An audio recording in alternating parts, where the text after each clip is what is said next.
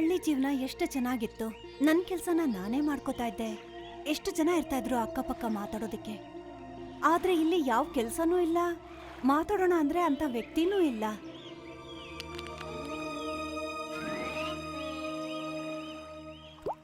ಓ ಓ ಇದೆಂತ ಹುಳ?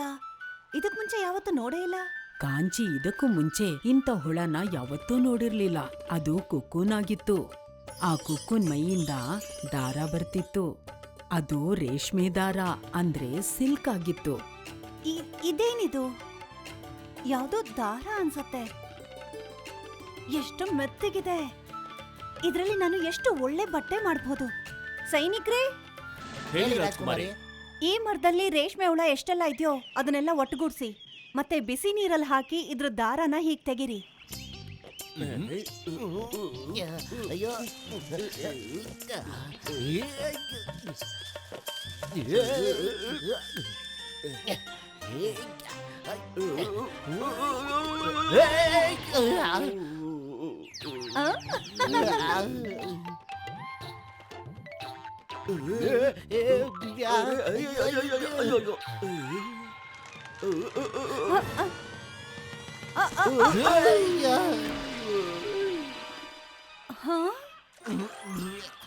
ಅಯ್ಯೋ, ಅಯ್ಯೋ ರಾಜ್ಕುಮಾರಿ, ಇದು ಹುಳನ ಇಲ್ಲ ರಾಕ್ಷಸನ?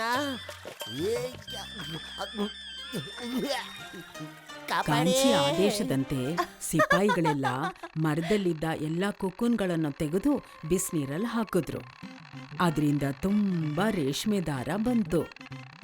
ಇದನ್ನ ನೋಡಿ ಕಾಂಚಿ ತುಂಬಾ ಖುಷಿ ಪಟ್ಲು. ಮತ್ತೆ ರೇಷ್ಮೆ ದಾರದಿಂದ ಬಟ್ಟೆನ ನೇಯೋದಿಕ್ಕೆ ಅವಳು ಒಂದು ಯಂತ್ರ ತರಿಸಿದ್ಲು.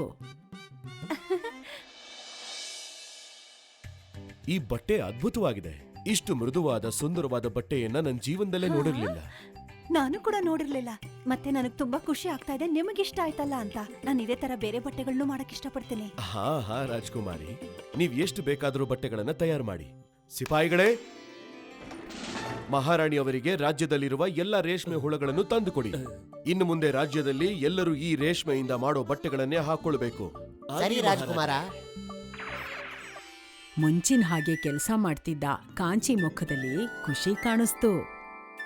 ಇದೇ ತರ ಕಾಂಚಿ ತಯಾರಿಸಿದ ಬಟ್ಟೆ ತುಂಬಾ ಮೃದುವಾಗಿತ್ತು. ಎಷ್ಟು ಮೃದುವಾಗಿತ್ತು ಅಂದ್ರೆ ಈ ಬಟ್ಟೆ ಬಗ್ಗೆ ಅಕ್ಕಪಕ್ಕದ ರಾಜ್ಯದವರೆಲ್ಲ ಮಾತಾಡೋದಿಕ್ ಶುರು ಮಾಡ್ಕೊಂಡ್ರು. ಮತ್ತೆಲ್ರೂ ಆ ರೇಷ್ಮೆ ಬಟ್ಟೆನ ತಯಾರು ಮಾಡೋದಿಕ್ಕೆ ನಿರ್ಧಾರ ಮಾಡ್ಕೊಂಡ್ರು.